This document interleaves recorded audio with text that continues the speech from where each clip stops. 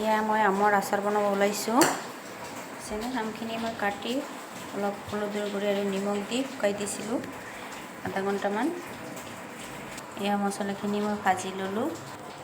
এয়া মছলাখিনি আছে, মেথি গুটি আছে, গমাৰি সচ আছে আৰু গোটা সচ আছে, এয়া এলাচি আছে, দালচিনি আছে, লগতে সৰিয়হ দিছোঁ, শুকান জলকীয়া।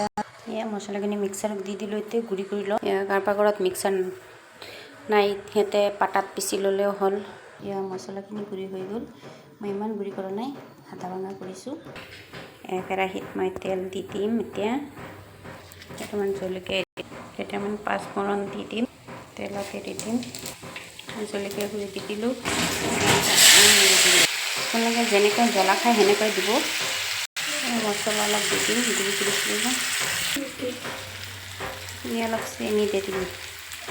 ঝালা মিঠা আচাৰ চাইছেনে? আমাৰটো কালাৰটো কি ধুনীয়া হৈছে।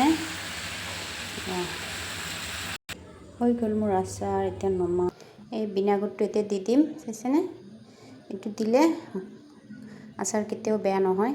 এতিয়া মই আচাৰত অলপকৈ দি দিম। চাইছেনে আচাৰটো? এয়া হৈ গ'ল। মই ভিনেগাৰ দি এতিয়া মই হেৰি কৰি দিলোঁ। এতিয়া